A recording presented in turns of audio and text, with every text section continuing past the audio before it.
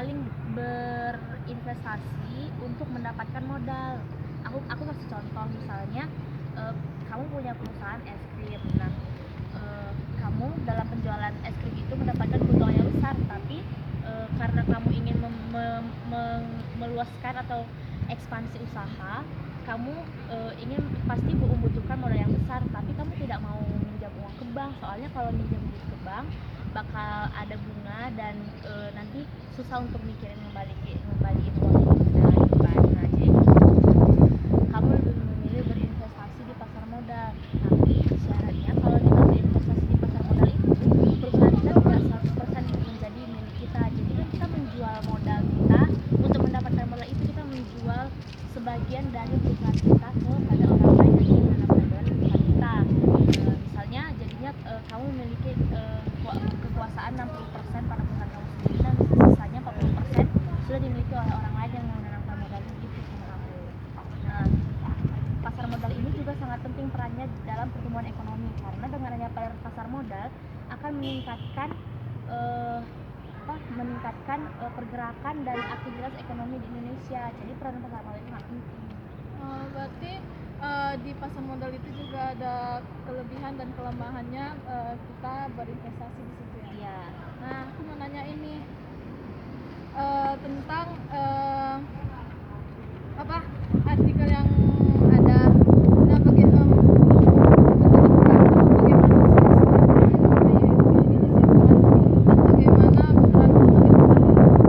Sebelumnya aku mau menjelaskan dulu soal IHSG. Harga saham gabungan itu digunakan oleh BI untuk itu IHSG itu adalah digunakan sebagai tolak ukur untuk melihat harga saham naik atau turun. Jadi peran IHSG itu sendiri sangat penting. Sedangkan IHSG itu naik IHSG dipengaruhi oleh kondisi perekonomian, gitu kan. Jadi seperti nilai mata uang gitu, nilai rupiah itu sangat berpengaruh penting.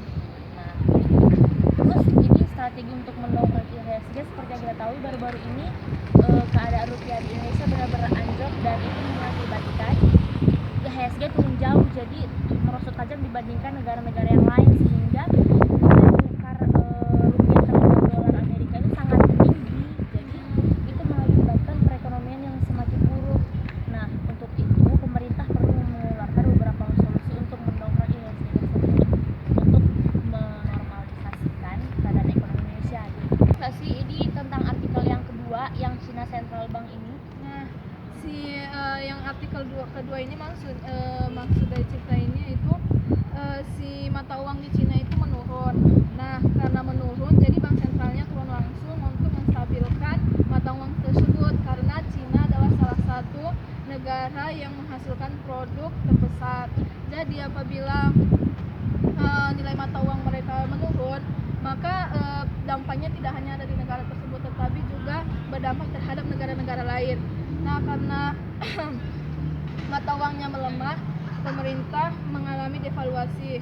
Nah, devaluasi itu penyesuaian nilai tukar mata uang lokal dengan nilai tukar mata uang asing.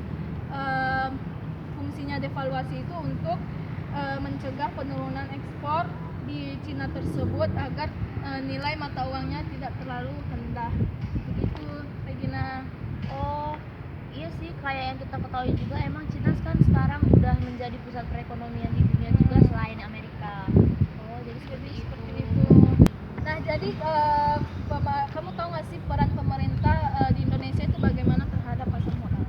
Iya, jadi menurut aku nih ya, jadi peran pemerintah itu sangat penting, karena pemerintah itu sebagai regulator. Nah, regulator itu bertugas untuk mengawasi berjalannya sistem perekonomian di Indonesia. Nah, seperti yang kita ketahui kan, pasar modal itu kan luas, jadi diperlukan pengawasan yang ketat. Jadi dari segi aspek politik dan hukumnya juga sangat perlu untuk diperhatikan, karena misalnya nih ada harga saham dari suatu perusahaan yang benar-benar anjlok, dan ada satu perusahaan yang harganya benar-benar tinggi, jadi jomplang sekali antara perusahaan A dengan B. Jadi hal-hal seperti itu membuat perekonomian tidak seimbang, karena akan ada satu pihak yang menjadi penguasa perekonomian, sedangkan yang satunya benar-benar terpuruk. Nah, disitulah pemerintah itu bertugas untuk menyamaratakan keadaan ekonomi Indonesia.